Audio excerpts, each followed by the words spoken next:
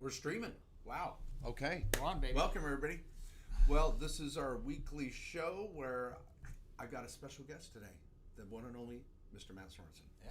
Excited to be here with you. We are live on YouTube and Facebook talking about S-Corp. LLC versus S-Corp. LLC versus S-Corp. Are we going to put on boxing We are. gloves and just duke it out? Who's S-Corp and who's LLC? All right. I don't know which one I want to be. I think I want to be LLC. Okay. You know, and my theme song as I'm walking into the ring is going to be Nicki Minaj. Okay. LLC. Oh, yeah. That could work. That could work. For those of you Nicki Minaj fans out there, it's a great song.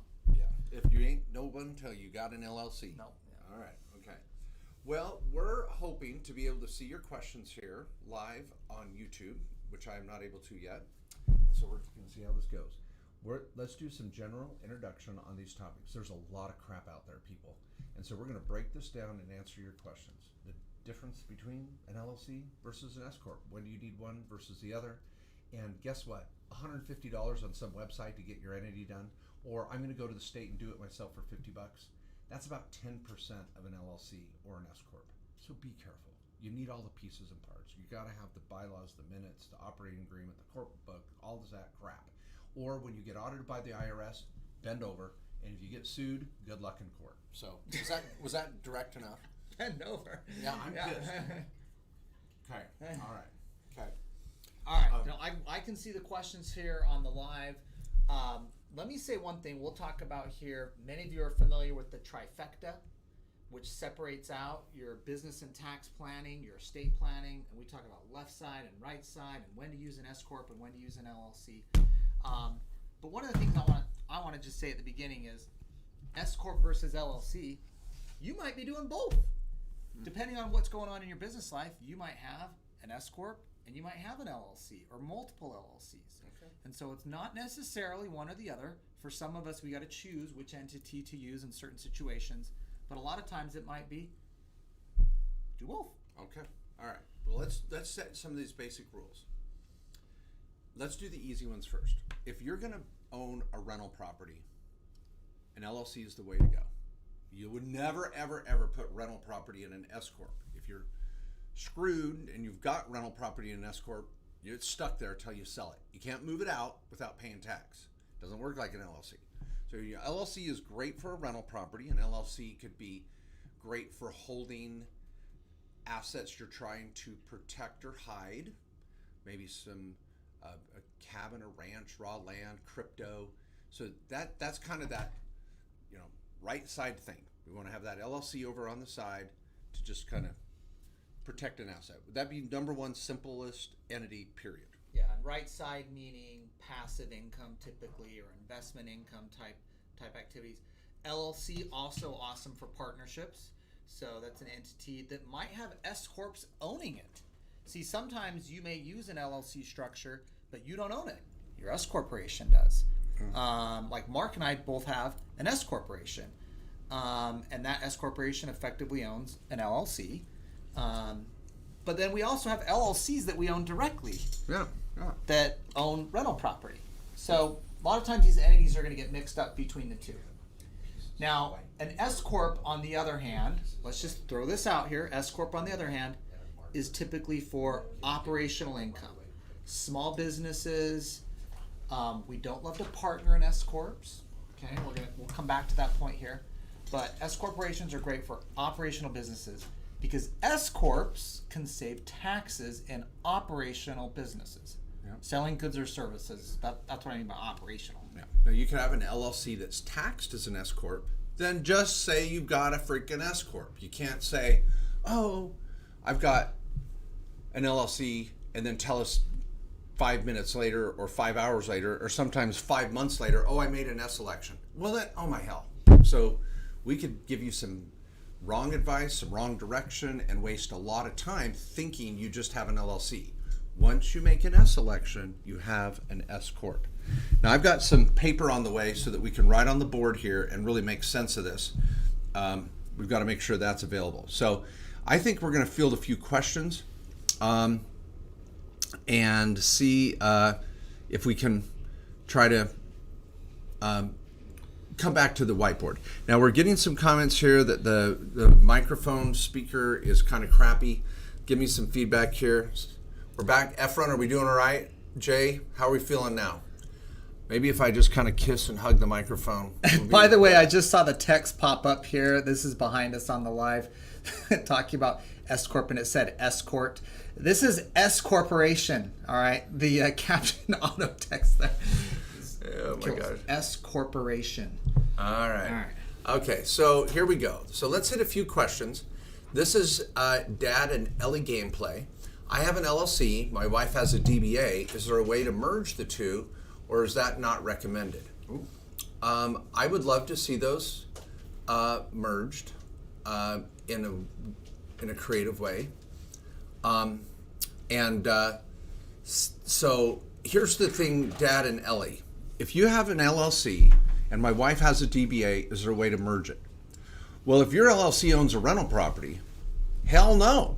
I don't want her DBA being a part of your LLC that owns rentals. Now, if you have an LLC that owns a restaurant, or an LLC that does consulting, or an LLC that does some landscaping in your operations, and your wife's DBA is going to be a little piece of that, and we're going to merge it into one entity, okay, I'm liking that. Because now you're combining operational businesses into one. So we would want more information, and that's why a consultation can help, so we can really design the two. Yeah. What I would just do is, if you already have an existing DBA, just have change the ownership of the DBA to the LLC and start running that income through the LLC. Now the question's going to be for is Schedule C, where are you running your income for the DBA? Is it going on Schedule C? Where are you running the income for the LLC? Is it on the same Schedule C of your 1040? Is that LLC taxed as an S-Corp like we talked about either? But I would obviously combine the two into one. LLCs can own DBAs, right? Yeah. And just combine the two into one.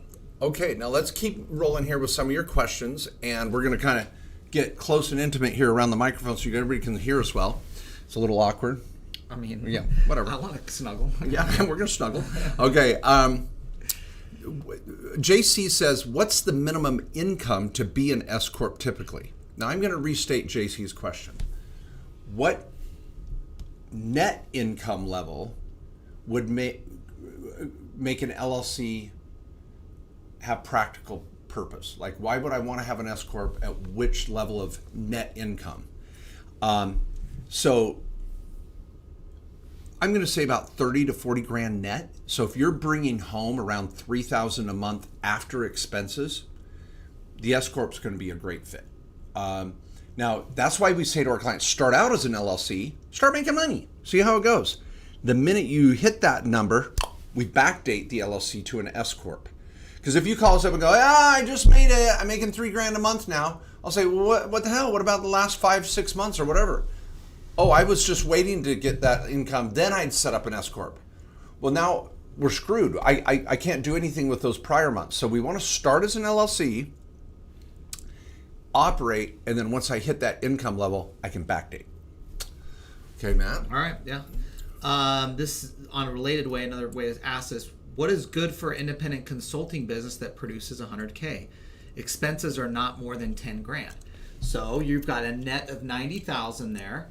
We're going to do an S corporation Immediately. Yeah, just from the gate. If you know you're making 100 grand, you're making enough. You're going to save money on self-employment tax. That's the S corp strategy here. So we want to make sure you're running that through an S corp. On that income level, you're going to save $10,000 a year easily in self-employment tax so every year.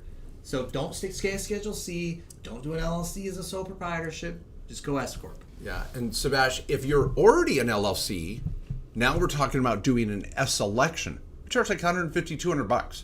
Super cheap, very affordable. Get with one of our attorneys, and let's look at how much money you've made this year in 2022, if you're an LLC.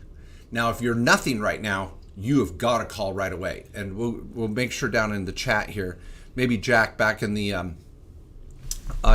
home office, if you could put the phone number to the law firm, folks. Call, get an appointment with an attorney.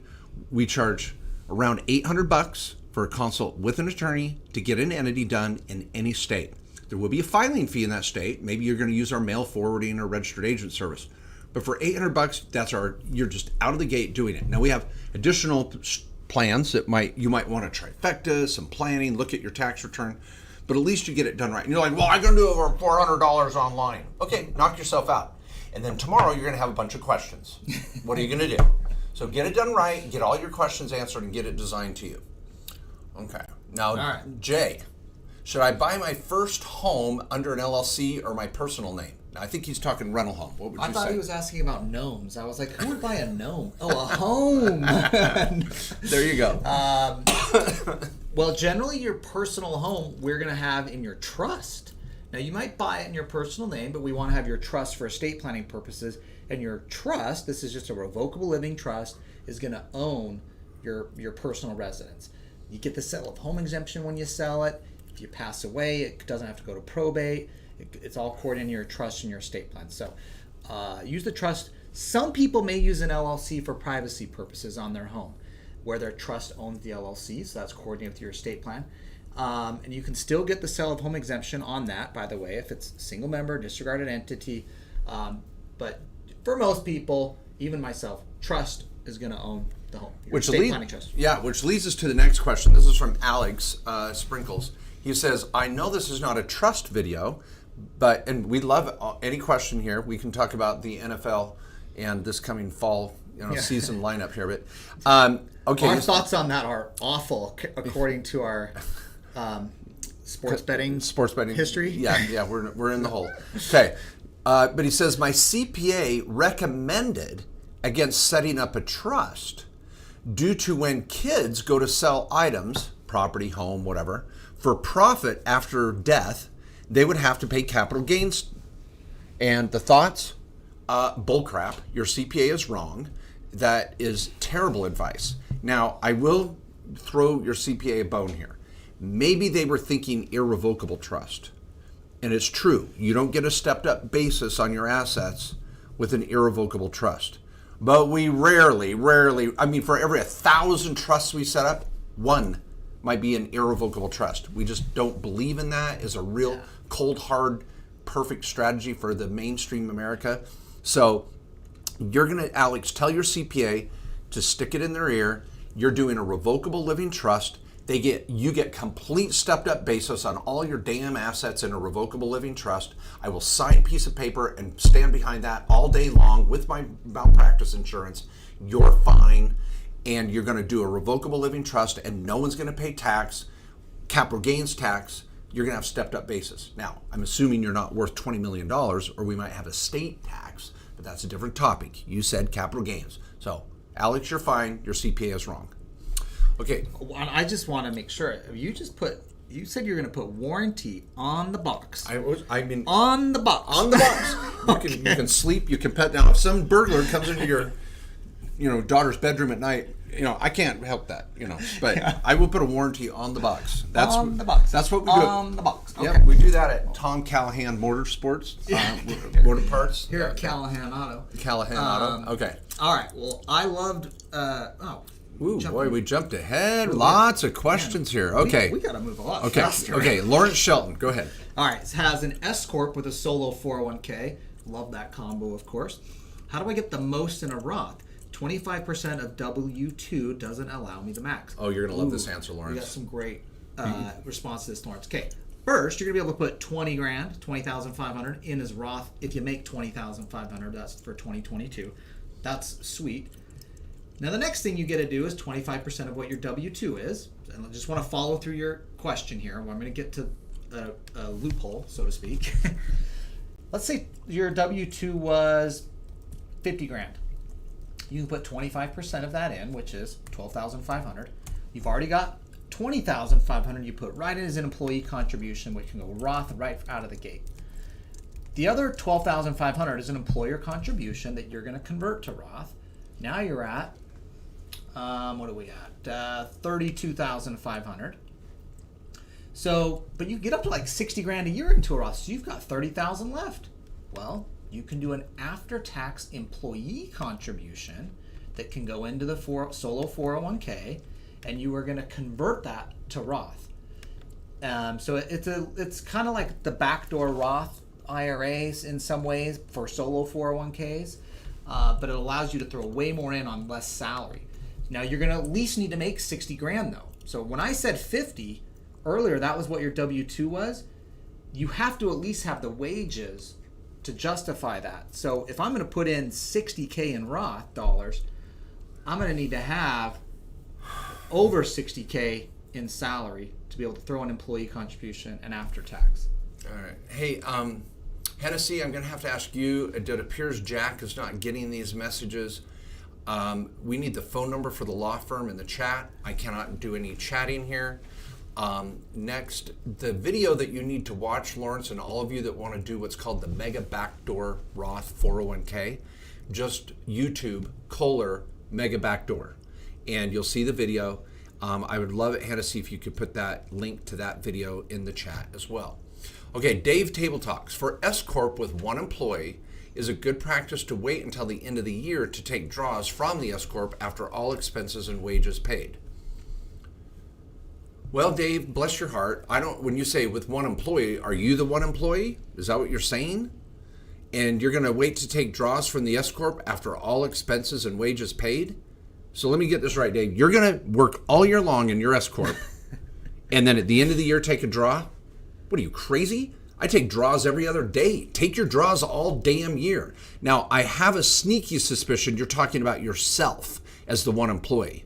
Now, you're going to do quarterly payroll on paper. You're not going to actually take a paycheck. If your CPA is making you take a paycheck, that's ridiculous. Sorry, I'm just feisty today. I'm not in it. Yeah. I'm just going hard. I'm pissed. Okay, so Dave, throwing elbows. Take draws all day long every week and then do a payroll report quarterly. Yeah. Let me hit, I think, a misconception some people have. Draws have nothing to do with what your net profit is at the end of the day. Yeah. Some people think, well, if I just leave the money in the bank account, it's not taxable. So I'll just wait till the end of the year and figure out how much was expenses and income, and I'll just take that income. That's not how it works.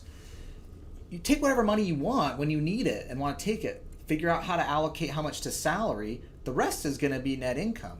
But if you have losses or profit, I mean, that's doesn't matter whether you left the money in the business bank account or you took it out. You're taxed on it the same.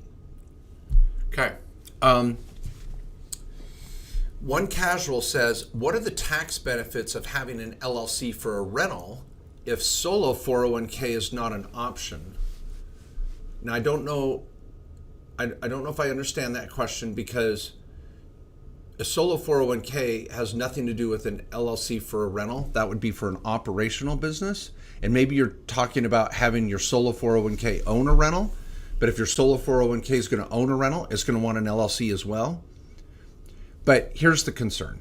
One casual one says, but my LLC costs $800 a year to have, which means one casual one lives in California and they don't want to pay $800 a year for an LLC. So one casual one is hoping there's a tax benefit to an LLC for a rental. There isn't one. Why in the hell are we setting up an LLC for a rental? It's so when you get sued, you don't lose the equity in your rental. Well, I don't want to pay $800 a year. Throw caution in the wind. Oh, Mark, but I'm going to get umbrella insurance. You know why umbrella insurance is so damn cheap? Because it's never freaking pays. So sign me up. You know, I want to sell umbrella insurance because I never have to pay it. It only pays after your regular insurance taps out, and that's even if it doesn't or doesn't cover you. Just get the damn LLC. If you're going to own a rental property in California, you're building equity, it's going to cost $800 a year for good asset protection. I'm sorry. Now put 2 or 3 rentals in it. I'm not saying set up an LLC for every rental, but one casual one, just deal with it. And the LLC is protecting all your other assets. You've got a tenant on there. It's protecting everything else you have too. It's protecting your home, your paycheck, your small business, all those other things. It's keeping those assets and liabilities separate. And if you think of $800 a year, what is that a month? $80, $70 a month, 70. Yeah. How much is umbrella insurance a month? LLC's unlimited protection. You have a $10 million lawsuit. How much coverage do you have on your umbrella insurance? No. You've read the coverage on it, by the way, right? Because it's no more insurance. Umbrella insurance doesn't give you any more coverage. It just adds more coverage on coverage you already have. which is a misconception about umbrella insurance. Yeah. Now, can we get Mark a rock star, by the way? Can we get a rock star? Is that what's up? No. I don't need a rock star. I'm good. I'm one rock star a day. Okay. Now, Matt, you look at Lawrence's question because you're going to love it, but I'm going to hit Nelson. Nelson says, when should Form 2553 be filed after forming an LLC to be taxed as an S-Corp? Well, Nelson, it's a trick question because your 2553 should be filed when you want the S-Corp election effective. Okay, so I just said, okay, let me give a good example, Nelson. My daughter, she's a realtor. She's just getting started. Sydney's doing very, very well. Did I make her an S-Corp? Nope. We formed her an LLC. When she starts making the amount of money that she needs to be an S-Corp, I'm going to file the 2553 and backdate it to January 1 of the year that she wants to be an S-Corp. So it's not when should the form be filed after forming an LLC. The question is, when should I file a 2553 for my LLC? Well, it's when you need it. I don't know, Nelson. You may not need it. And if you say, well, I need an S-Corp right away, then just freaking form an S-Corp. Why form an LLC and then elect it to be an S-Corp? We charge extra for that. Just come out of the gate and be a freaking S-Corp. Now, if you're like, well, I already did the LLC. And if you say, I already did the LLC and I already need to be an S-Corp, then file the 2553 now and backdate it to the first of the year. Yep. Okay, hit Lawrence. This is a good one. one. The one thing on the backdate is we can't go back multiple years, though. Yeah. When we say backdate, we're talking about like the year we're in. Yeah, to the first. Till Yeah. back to January 1. Okay. All right, Lawrence, this is kind of follow-up. How do you deal with the regulation of not placing employer contributions into a Roth? How you deal with it, Lawrence, is... There's no regulation unless you want to. It's a solo. There's a regulation. There's a regulation that says employer contributions have to be traditional. You do a Roth conversion. Oh, I see what you're saying. Yeah. You just convert the employer contribution to Roth. Now, you have to do that in writing. So those of you with a solo K that maybe trustee it yourself, that's got to be in writing. You should have a Roth election form, and there's going to be a 1099-R going to the IRS for that election. If you have a solo K at directed IRA, we'll do all those steps for you. You have a written election, and we'll do the 1099 with the IRS. Because what happens on that, remember, is your company got a deduction for putting that employer contribution in, which reduced your taxable income. Then you convert it to Roth, which means you pick it back up as income, which in the end of the day, it washes out. But that's the process. I'm going to rephrase Lawrence's. I didn't get Lawrence's question, so I'm going to rephrase it another way. Hey, guys, how do I freaking put a company in my employer contribution into a Roth when you can't do that? Well, you're right. You can't put a company match into a Roth. You do the company to a traditional, then you do the conversion to the Roth. Two-step process. If hopefully your 401k is with our office. If it's not, get it over here, transfer to us, and our team at Directed IRA will cover your butt and get this done right. Also at KKOS Lawyers, we can restate your 401k. We can help maintain it. You'll love it. All right. I'm loving this one. What, Dave? Okay, Dave, Table Talks. Dave, I'm going to get feisty again, Dave. Dave says, what are some business events that require minutes for the S-Corp? Now, here's my feisty point. Dave, I'm already going to assume that you're doing your annual meeting. Now, everybody, if you have an LLC or you have an Inc., whether it's an S-Corp or not, whether it's a rental property or not, you're going to do your annual minutes every year. We have a company maintenance program. Call our office, talk to Becky Lloyd. We've got a great price, better than any law firm I've seen around the country, to just do your minutes every year and keep your company in good standing. Becky Lloyd, call the law firm. Hennessy, make sure that phone number and website's down there in the chat. I appreciate it. Okay. Now, one of the other times you might want to do minutes is what I think Dave's asking. Hell, Thanksgiving, when you have all the family around, put them on the board. Let's write off the turkey dinner. When you go to 4th of July barbecue, we're going to have a board meeting. We're going to talk about the business. Now, when usually you enter into a loan, the bank's going to want minutes. You sell an asset, the bank may want minutes, or the title company title company might want minutes. But really, you're only going to do minutes when you're doing a major transaction of selling or buying something or entering into debt. I want you doing minutes every time you have a board meeting so we can write off the damn trip and the food. Yeah, Don't leave me I hanging. like that. Bam. I was going to say, here's some other scenarios where you want to have your minutes on hand. The IRS audits you. That's in their list of documents and information requests if your company gets audited. Or you get sued. That's the first thing they're going to ask for to make sure, is this entity really legit? Is there real asset protection in this entity? Or are we going to be able to run right through it to get at someone's personal assets? The owner, that's you. Okay. And you don't want that. All right, JC. If I have a partnership LLC 50-50, should I create an S-Corp holding company that owns my 50%? Depends, JC. What type of LLC, partnership LLC is this? What does it do? Does it own a rental with a partner? Nope. Don't bring your S-Corp in. Does this LLC, is it an operating business? You're selling goods or services and you are netting more than 40 grand at the end of the day? If so, we want to add an S-Corp in instead of you. So your 50% would be owned by your S-Corporation. So depends on what you're doing there. And of course, the S-Corp we're only bringing into the mix because it's going to save you self-employment tax on selling goods and services, operational type businesses. Okay, but this is fun. We're just doing rapid fire today. Fullslaw says, hey guys, thanks for all the great info. Thank you guys for listening. For my solo 401k, should I open a Roth IRA? Okay, now let me rephrase that. It's not for my solo 401k, should I open a Roth IRA? Let's say it this way. I think there's two questions. Okay. The questions should be, I have a solo 401k. Should I maybe have a Roth piece to it? You can. Here's my opinion. I think Roth kicks butt every day and Sunday.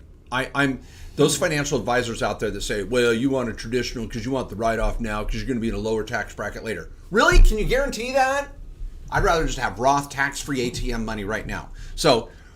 I think Fullslaw's question could be go two ways. With my solo 401k, should I have part of it be Roth or convert it all to Roth? I'd say if you can afford to do it, I think you're going to win every time. That's my personal opinion. Number two, I have a solo 401k. Should I open a Roth IRA as well? That's be the way I would phrase that. And again, if you can afford to do it, that's the mega backdoor Roth. You're doing the Roth 401k. You're doing the Roth individual IRA. The IRA and the 401k are separate vehicles, but you can stack them. Yeah, and remember in your solo 401k, you can just have a Roth account right in the solo 401k. And most of our clients that do a solo 401k where they're doing traditional and Roth 401k dollars also will do a Roth IRA. Your spouse can have a Roth 401k in the solo K if they work in the business. Could have a Roth IRA. Your kids can have Roth IRAs. There's a lot of Roth that can be happening in your life. Okay, I'm going to just say this real quick for Fullslaw. He said it would be exclusively invested in rental properties. I already have the corp and a paid-for single-family home, paid and rented. Well, Fullslaw, you're throwing out some topics that kind of get me. I mean, we could talk about this for an hour. First of all, I don't know about having any of your retirement accounts exclusively invested in anything, whether it could be ETFs, it could be crypto, it could be real estate. You may want to look at being diversified. I don't know what your whole portfolio looks like. Number two, if you have a paid-for family rental property, which I think you're saying here, having a paid-for rental property usually doesn't give you the best ROI. I'd like to see you strip some equity out there and maybe get 2 rentals. Depends on your age, your risk tolerance, what was in the market, what you can get your hands on. But people paid for rentals, all you are is a rent collector. You're not an investor. An investor uses leverage. Look into it.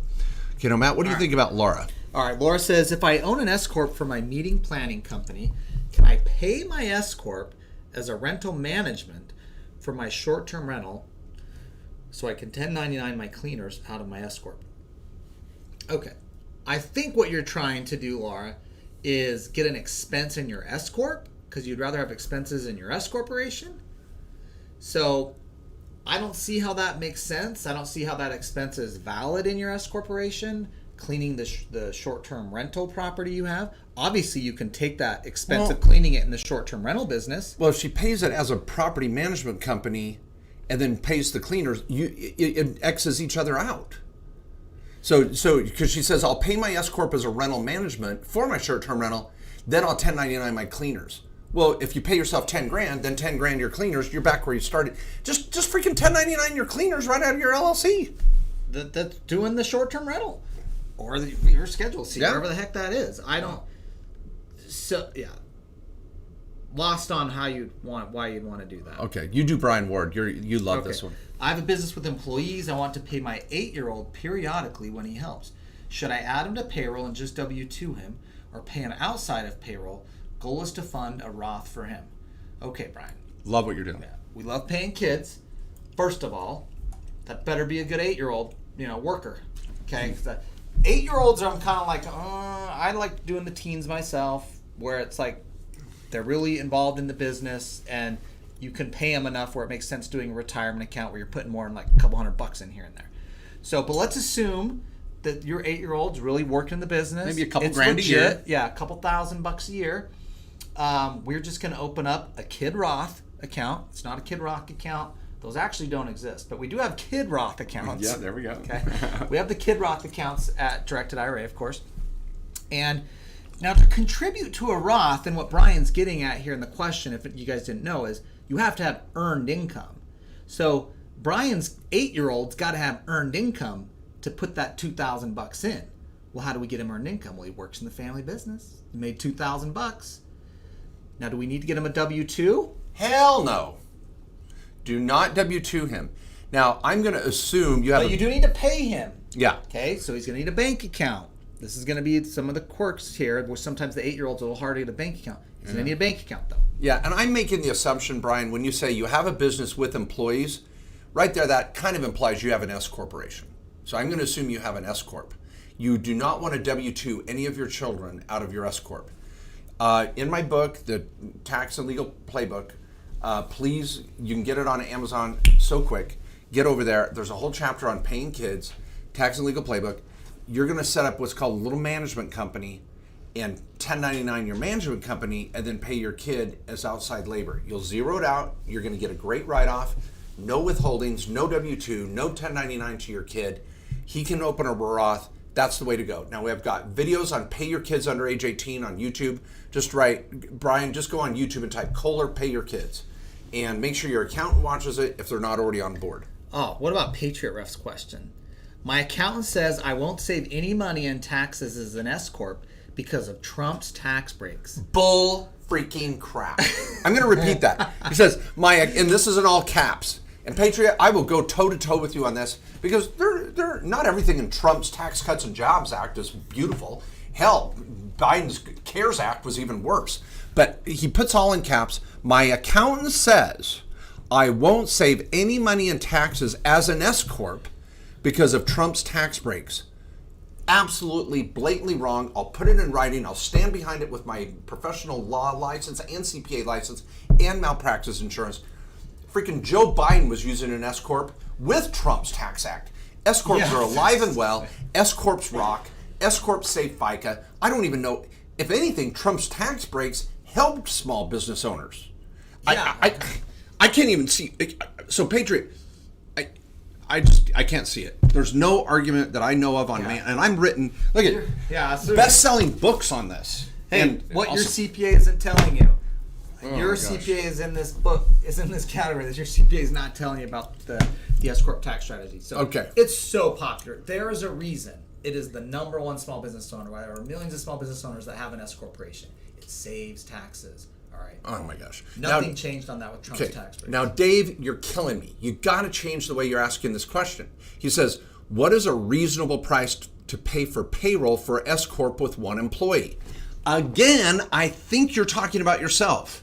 Say an S-Corp owner employee. So it's your S-Corp, you're the owner, you're the employee. When you say you have one employee, what is that, a personal assistant? You got a secretary? You got a subcontract? I mean, so I'm going to assume you're the employee of your own S-Corp. What's a reasonable salary? It's based on your net income.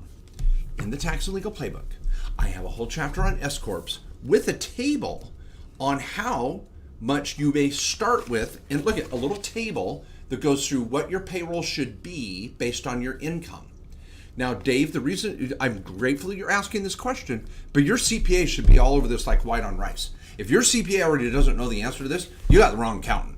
And if you're doing this to help educate your accountant, that's fine. But this, just get over. This is page 41 in the Tax and Legal Playbook. You can also YouTube Kohler Payroll, and I do it all on a chart. You'll love it. Go watch the video. Okay. All right. You choose. I'm gonna go to A. Chowdhury. If someone is making net $1 million, what would you recommend for those people? S-Corp or C-Corp? S-Corp? I mean, here's the thing with a C-Corp. You pay a 21% corporate tax on any profits. Whether you make $100,000, that's $21,000. $1 million, that's $210,000. What do you pay on an S-Corp at the corporate level at $100,000? Zero. $1 million. What do you pay? $1 million. What do you pay at $1 million? Zero. So I know, as I'm just saying, so the income level, it doesn't really change in this outlook. The S corp, you're always going to pay less tax because there's no corporate tax, and the S corporation, of course, you're saving on FICA. Now, some people might say, yeah, but I'm phasing out because I'm making so much in $1 million. I don't care. We have plenty of clients that make $500,000. That's $1 million, a couple million a year. Mark's example of Joe Biden, who uses the S corp to save on taxes before he became president, had like $10 million of income from like showing up to speak at stuff, book deals and all that stuff. So it saves taxes for the person making $100,000, $1 million, $10 million. All right. Poverty with Nathan says, you recommend an LLC or S-Corp for any. Poverty, please restate that question with a little more clarity. I could recommend an LLC in 3 or 4 different ways to one person, and an S-Corp in 3 or 4 ways to another person.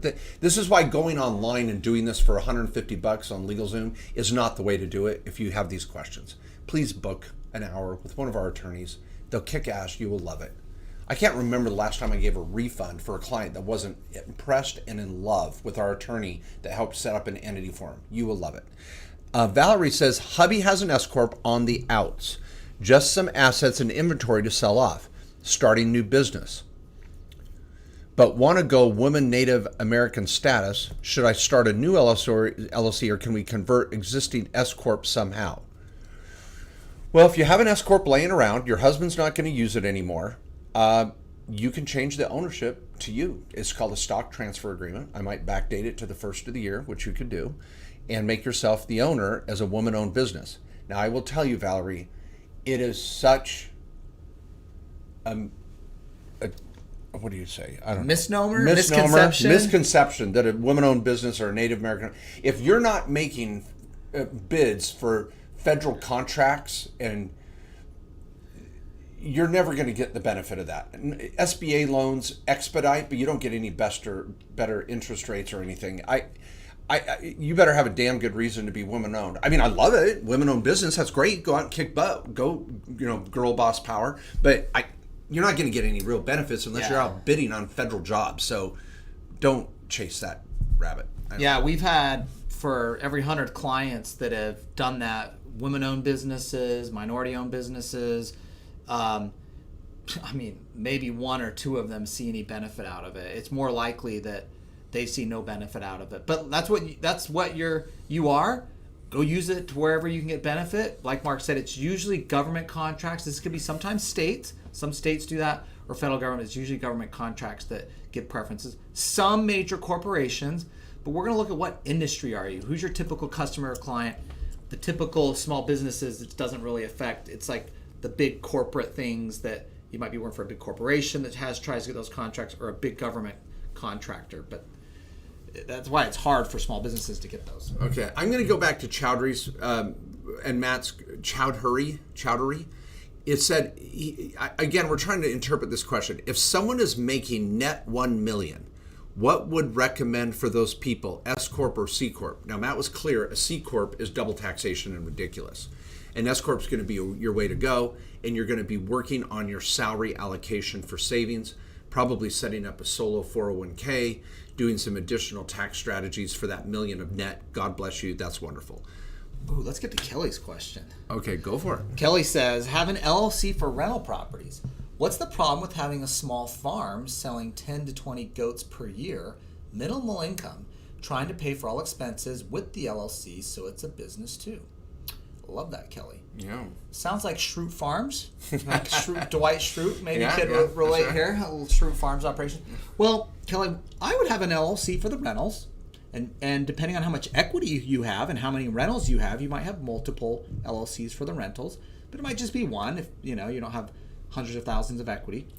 But the farm with the goats, I would probably do in a separate business. That's more of an operating business. I don't want to put that in with your rental properties that have equity and everything. So I'd probably run that as a separate business. Maybe it's just a sole proprietorship. I don't know how much, if you're, it's making $5-10 grand a year type thing and you're washing it out because there's a lot of expenses. There's little taxable income, if any. So that's probably what I would go for. I'd keep them separate. I wouldn't necessarily do them in the same LLC.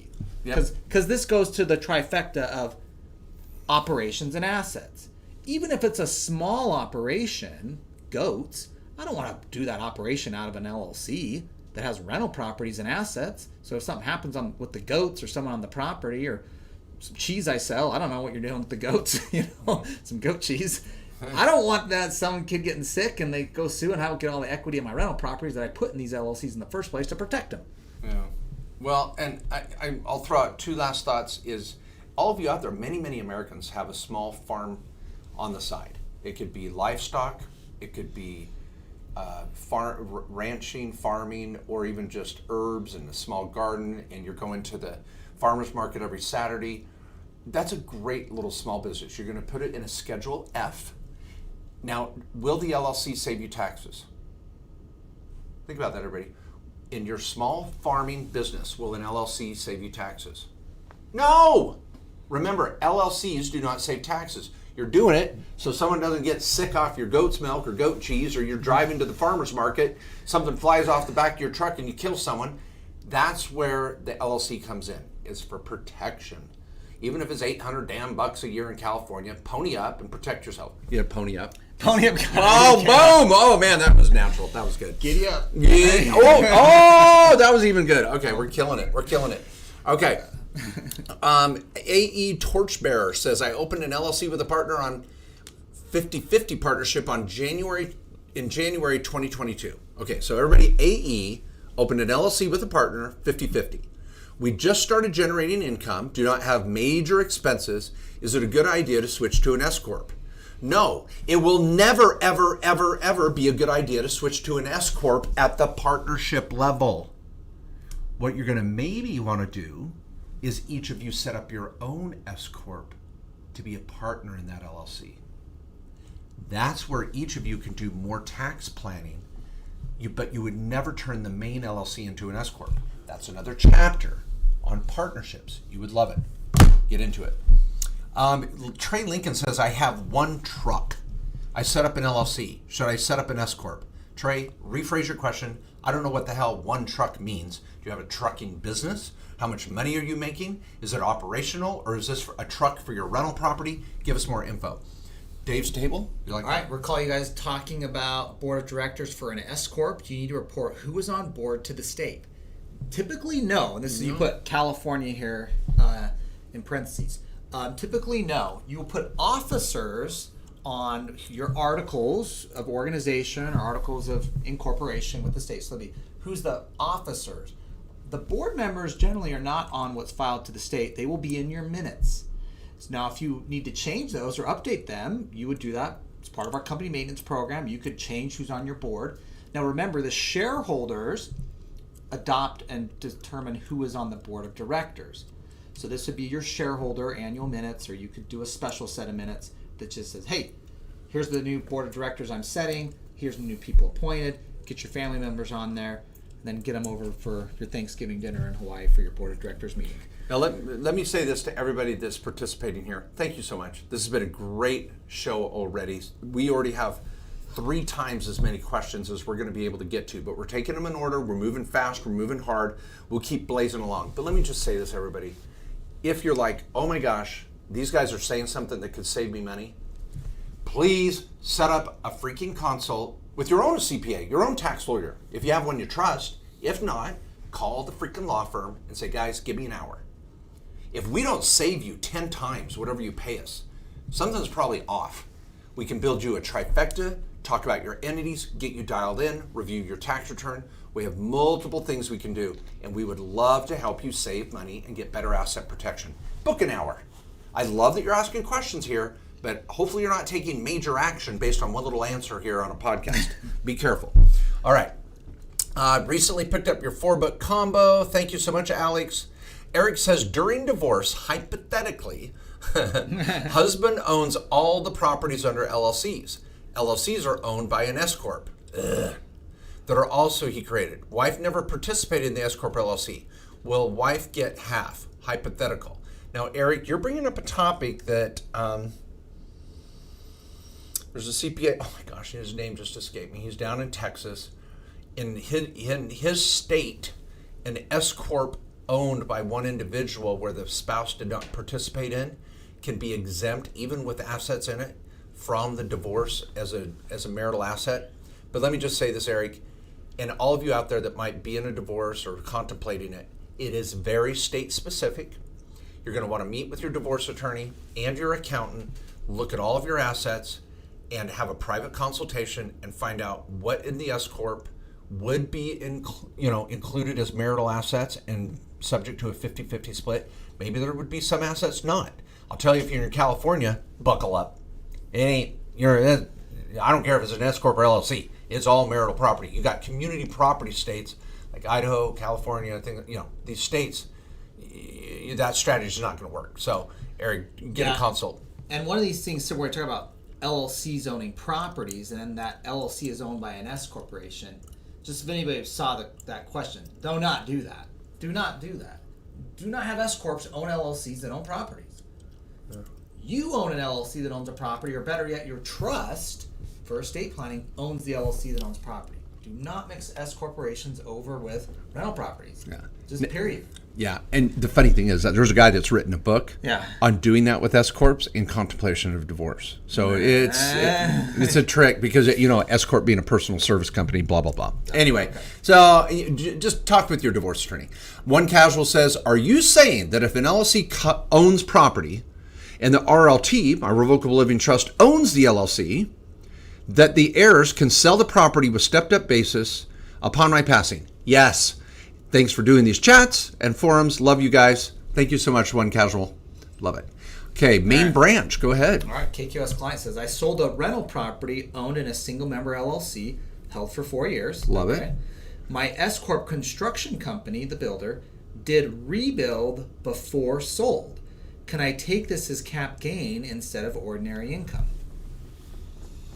Okay, I sold a rental property owned in a single-member LLC, but your S corporation did the rebuild, I presume remodel. Can I take this as cap gain instead of ordinary income? I don't know why you couldn't take it as capital gain if you held it for 4 years. Here's the weird part. I like what Matt's saying. It depends on how you handle the transaction. And it was a rental. Yeah, because if your LLC paid the S corp to do the work, so you could increase the basis in your LLC.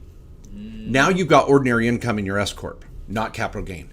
But I like what Matt's saying is if your journal entry was no, I didn't pay the S corp. The S corp did all this work. The LLC paid for the material, and now I've got a bigger value of a property with a bigger capital gain. That's good. But if you paid the S corp at all, that's going to be ordinary. Right, that piece of the income. Yeah. But the rest of the gain that came from the property is still cap gain. I agree. Yeah. It's kind of like weird if you did this big rehab, who paid for it? At least the materials. So you're going to get an increased basis in the LLC, but the S corp did the work. Yeah. And I get it. A lot of you that are builders and, you're like, well, this is my property that I own in my personal portfolio. Why am I going to pay my S corp? Obviously, you're going to pay for the materials, like we said. That's got to be bought. Someone's got to pay for that. But yeah, good question. Dave says, yes, it's my own S corp, and I'm the employee. Thank you, Dave. And he says, I love the feisty. Thank you. You rock, bud. Okay, Randy Noten says, I have 2 rentals that are fully paid for. Need to transfer to LLC. Good move. What would it take? New York is the state. Oh, you were doing so good, Randy. If there's the 2 states that are the biggest pain in the ass are California and New York. Now, maybe it depends on where you're at in New York. It does. The Right? 5 boroughs. Yeah. If you're like in Buffalo, I mean, you have to deal with the bills, but it's not as bad. Okay. That's right. You get a consolation prize. You have to be a Bills fan, but you can have an LLC for your rental property. And it's not a pain in the butt. I would do this. Randy, call our office and talk to Christy Rice. Write that down. Christy Rice. She's our director of the business department. She can tell you what the filing fees are going to be in New York. There's a publication process with the entities set up in New York that can be a pain. Which, by the way, is one of the most ridiculous things left. Oh my gosh, it's so stupid. New York is the only state, in fact, Arizona being one that's kind of finally been getting rid of it. But New York's the only state where you have to publish your business name in a newspaper. Like, anyone reads a business name? Like, no one can just go on the World Wide Web and go to the New York website and search the business names within like 10 seconds? Oh my gosh. No, we're going to collect years of newspapers to go look at every business name that was filed. It's ridiculous. But the newspaper lobby is strong in New York. The New York Times is making a ton of money on this still. Okay, George says, I have S-Corp income of 150, expenses of 70, so that means he has 80 grand of net income. And he said, what should my W-2 versus my K-1 be? Now, George, okay, you're putting me on the spot here. I can deal with that. I'm going to go to the table in the book and notice what it says here. This is for illustration purposes only. We're going to look at, some of your facts a little more closely. But generally, with 80 grand of net income, we're going to probably be at about, a 40 to 50% allocation. So I'm going to put 30 to 35? Yeah, maybe 36, 3 grand a month, and in salary. I think I could live with that. And the rest is profit, K1, net profit, and that is 10% on the other 35 grand. I mean, that's saving you, 15% on the other 35 grand. I mean, that's saving you like it'd be 5,000 almost. Yeah, it's going to be 44 grand on your K1 and 36 grand on your W2. 15% times 44, it'd be 6K. You're going to save about 6 grand in taxes. More than that, yeah, a little more. You're welcome. Okay, Newton Brown, go ahead. It says, we have 2 rentals, one in Arizona and one in Missouri. We live in California. Do you recommend we start with the LLC in California? No, we do not. No, we do not.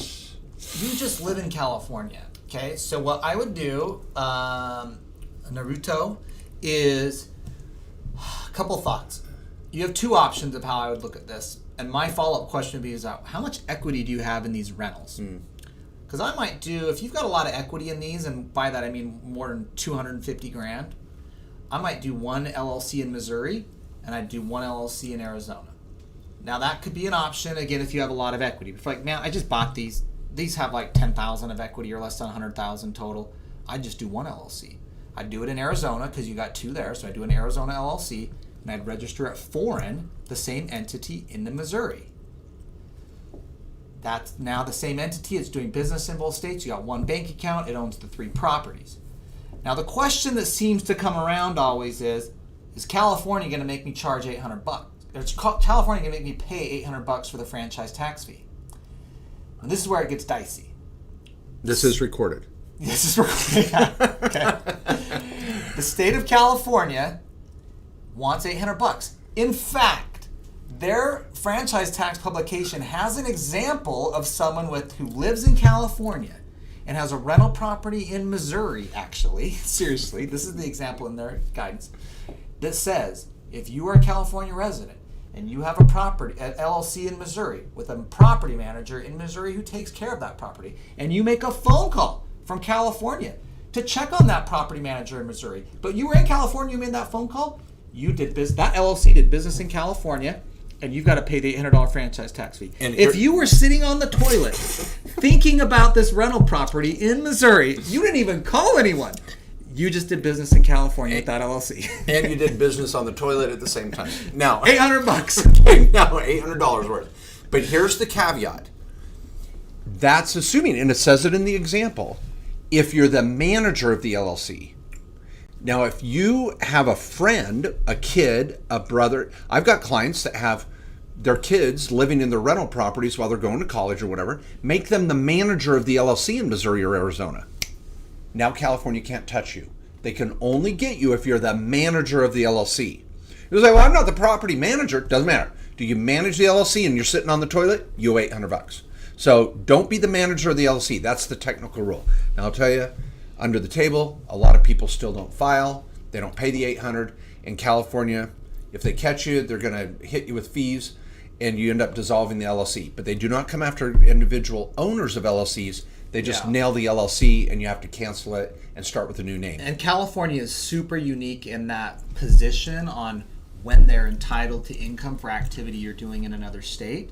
So, but because you're a resident of their state, until you are no longer a resident, they can get you on these little things. But it's funny, even the state of Arizona, where I live, the great state of Arizona, has sued the state of California on behalf of Californians who come and do business in Arizona, and they're like, why are they having to go pay back money over here? Not just $800, but the bigger companies that end up paying more.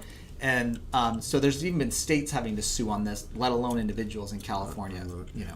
Okay, now I love sun-kissed questions here. Question: Sun-kissed says, rumor has it that rumor has it that an umbrella policy is recommended if your net worth exceeds $500,000. Well, Sunkissed, rumor has it that an insurance agent will recommend a freaking insurance policy if you have a pulse. All right? Okay? Remember, this is insurance companies. Of course they're going to recommend a freaking umbrella policy.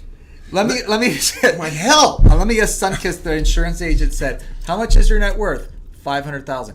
We recommend insurance policies to people that have $500,000 or more." Yeah. No.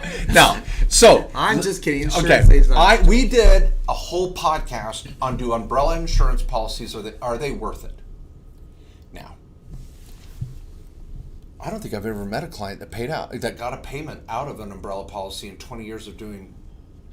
I haven't, because the better word for an umbrella policy is an excess insurance policy, because the umbrella policy never pays on a claim unless you have other coverage. Let's say you have a rental property that had landlord, tenant coverage. Somebody slips and falls in the rental. You had $1 million in coverage, and that whole $1 million got exceeded, and you had an umbrella on top of it of, let's say, $3 million.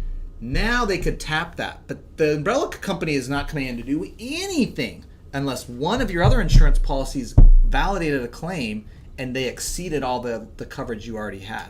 So it's kind of excess insurance is the better word for it. And how many insurance companies rush? Oh, you've got a claim? Let's rush to your side and pay it.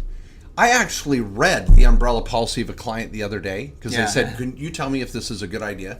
And I started reading all of the exemptions and wherefores and whereases, and we don't pay this and we don't pay that, but we do pay this. I'm like, no wonder the policy is $250. Yeah. Because that freaking's never going to pay, but whatever. Let me give you 2 examples on insurance, because back in 08, 09, we've always been doing business and tax work, and man, the economy just went off the cliff. I started representing insurance companies. I don't like to admit it, but I had a couple insurance company clients that I represented, and let me just tell you, I had one case it was actually defending a real estate broker who had professional coverage, and someone bought a house from that agent. The agent represented them, and the house had like a foundation issue and settling and all this, and so they sued the agent and said, "You should have told me better, or advised me better." Well, the insurance company was like really fighting coverage on this stuff. They finally accepted it. I ended up coming in to represent them, but like to pay the claim out on any of this, they would throw so much money at legal fees, way past what someone would accept to settle.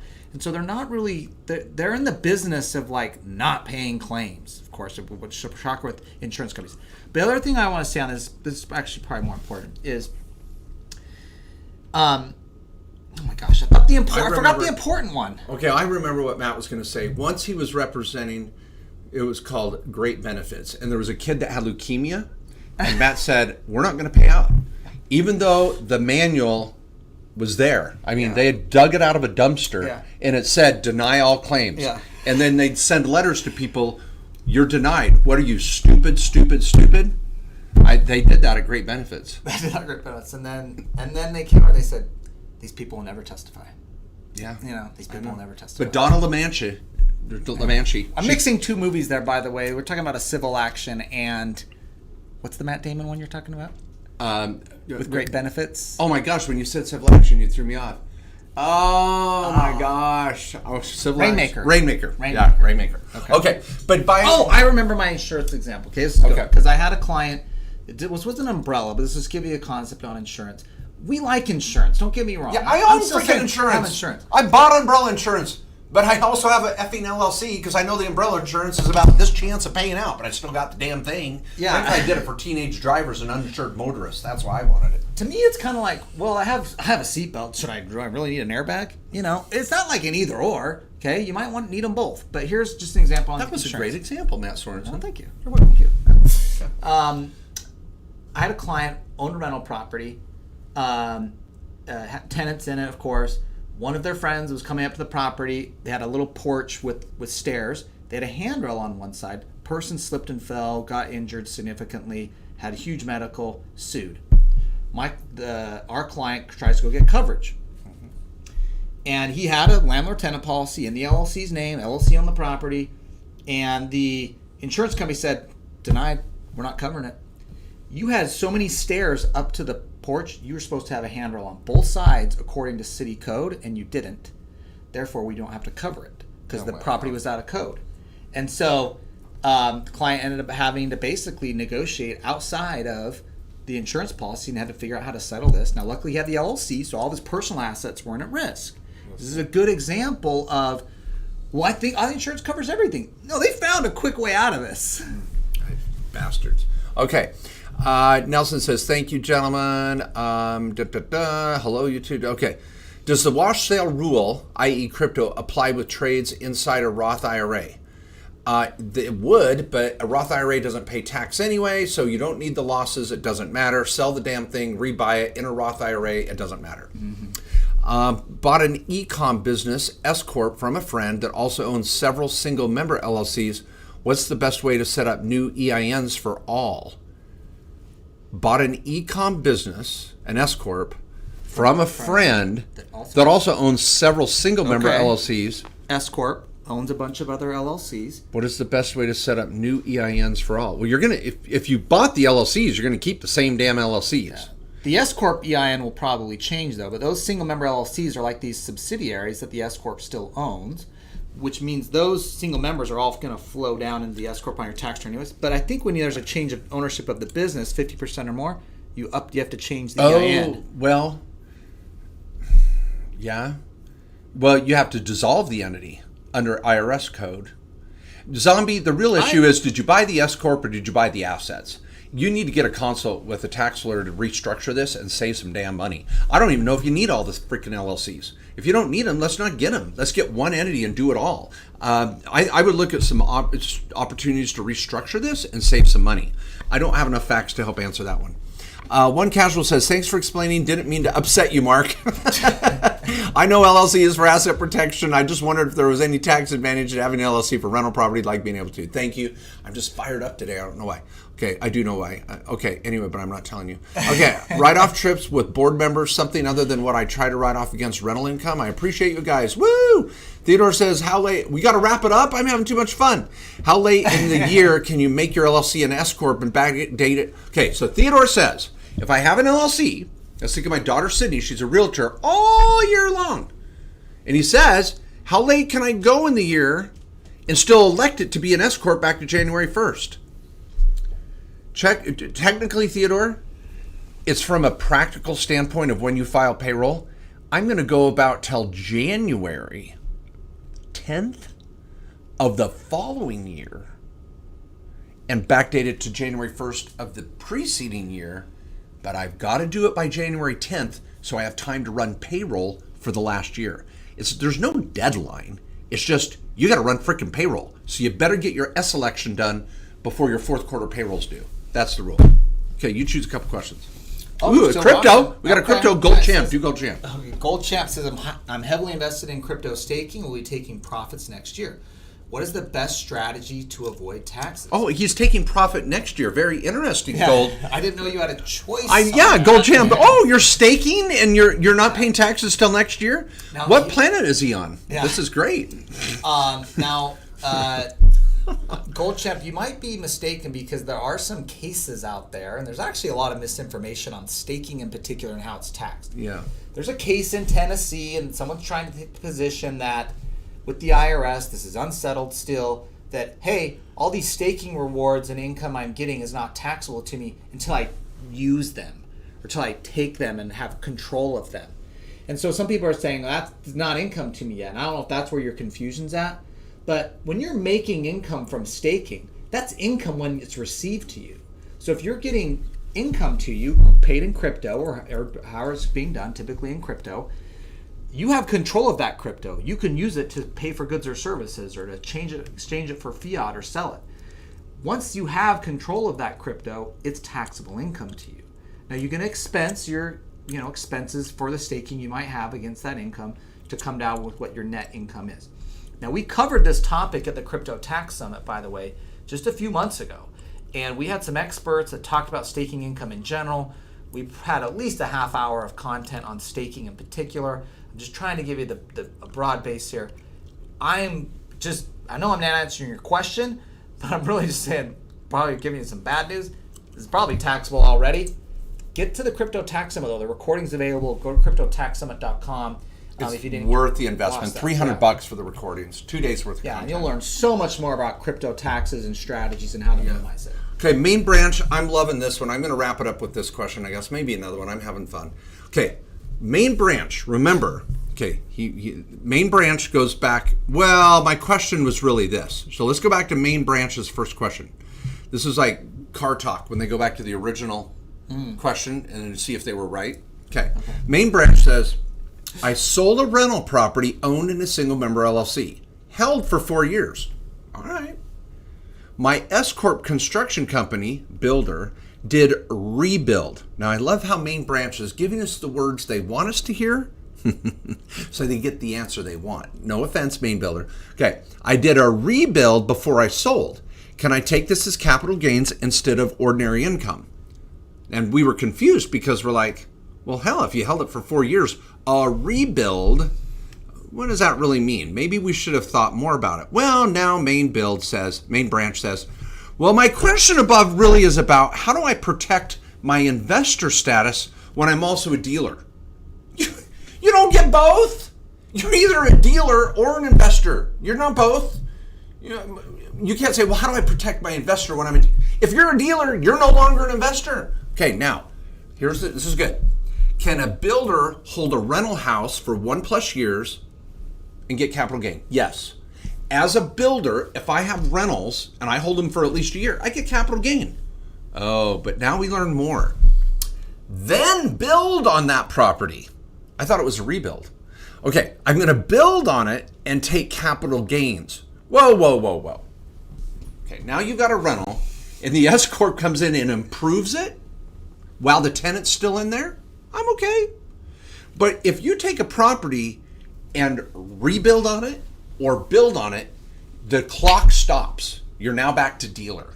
You've got to rent it for a year to get capital gain. Yeah, at least probably. At least. Yeah. Now, I'd say a year, as long as you've got a renter in there for a year. But you can't say, well, I held it for 4 years and then I rebuilt on it and flipped it. Whoa. The clock starts on the year hold once you get a tenant back in there. You don't get to use the 4 years as your time period. Now, I don't know how much of was it rebuild, remodel, did you, blah, blah. Then you say, I built on it. So now I don't know if you build another structure. You got to meet with your accountant main branch, but you can see where we're going with this. I'd love to make sure it's capital gain, but we need to have all the facts. All right. All righty. Okay, you're done? Are we done? I thought you said last question. Well, I know, but I'll read one. I'll do another one. Hennessy, are we okay? 2 more questions, and then she's being a hard ass over here, so we're gonna Okay, let me answer someone Subhash's questions. You're gonna do Subhash? He's got a Roth IRA in it, Oh, okay. Yeah. My eyes immediately go whoop. Yeah, he's a sucker. Yeah, it's like cleavage. Matt's just like boom, it's right there. Okay. Someone said Roth IRA. Okay.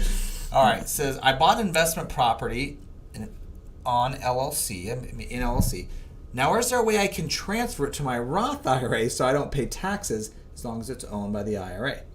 Now, I like what you're thinking there. Roth IRAs, when they buy and sell real estate, don't pay any tax.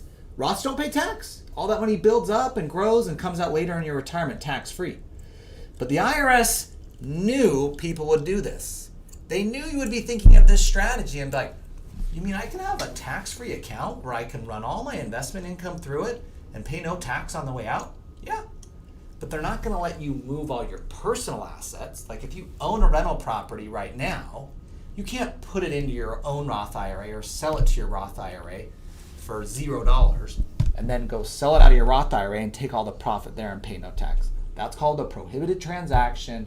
There's a whole section in the tax code called Section 4975 that actually restricts that. So I love what you're thinking. If you could do this, we would be talking about that strategy because it'd be freaking awesome. But you can't. It's prohibited. Now, your Roth IRA can go buy new property from third-party unrelated people. It just can't be buying it from you because the IRS knows people be screwing around like this, avoiding taxes. Okay. Now, Mr. A is making comments in here, and I want to know what Mr. A is talking about here.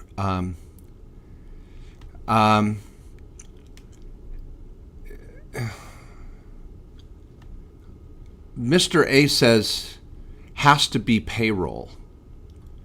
What? I don't know what has to be payroll. And then Mr. A says Retirement plan? do a sole prop management company so you don't have to pay FICA. And then Mr. A says it still has to be on payroll, just wouldn't take out FICA. I'm not sure what Mr. A is talking about here because I'm going to look one more time, see go up a little higher. And Mr. A, I'm going to ask you to make a comment, Mr. A, of what advice you're giving here on my chat. No offense, but this is my damn chat. And if you're going to be telling someone what to do, please clarify and we'll confirm if you're on track. While you're writing a quick note, Mr. A, and I appreciate you listening, is M249 says, Mark, you mentioned a few months ago that you should put crypto nodes in a corp, if I'm remembering correctly. Now, I thought you just mentioned that you only opened an S-Corp if you make over 40K. Okay, now let me be clear here. This is tricky. If you're, my daughter is a brand new realtor, you're a brand new restaurant owner, you're doing crypto mining, you're doing crypto nodes. I don't know how much money you're going to make, but I want the ability to backdate it to an S-Corp if you break 40 grand net. So what I'm saying, M249, is put it in an LLC, see how the year goes. If you hit 40, you backdate it to an S-Corp. So you don't wait till you make 40 and then create an S-Corp. You start with the LLC now, and then when you hit 40, you backdate to an S-Corp. And so M249, I think we're saying the same thing here. I want you to know I'm being consistent, but there's some timing involved. Now I'm going to scroll to the bottoms here and see if we get a little comment here from Mr. A. See if we get some clarity here. Oh my gosh, so many great questions, everybody. But I'm not seeing a final comment from Mr. A and something about payroll. I just wanted to make sure that we didn't steer someone incorrectly. So I'm going to say this in final words. Everybody, it's a treat having Matt Sorensen here. He doesn't join the live every week as often as he should. We'll be here back next Thursday at 4 o'clock Mountain, 3 Pacific, 5 Central, and 6 Eastern next Thursday, talking about your small business, answering your questions. Really, really grateful. Okay, and Gregory Jones in cap says, please, please answer this before you go.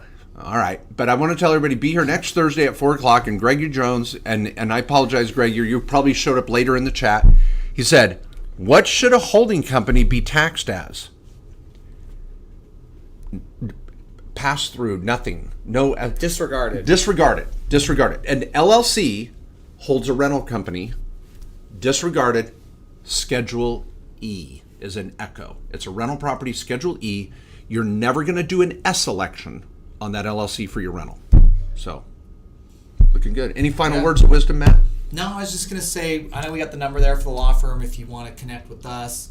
Because a lot of this stuff, and sometimes I can see the questions, sometimes they get taken out of context or they're a little off. So really helps to get a consult. You can also go to kkoslawyers.com, where we have a lot of our services. You can book right online. You can book an appointment with some of our attorneys directly online on the website, learn more about our services and the different things we offer. So. John Barry was throwing down Aaron Brockovich. I was not quoting Aaron Brockovich, but yeah, but that's a great one. That's a great one. Yeah, Rainmaker Civil Action. Those are.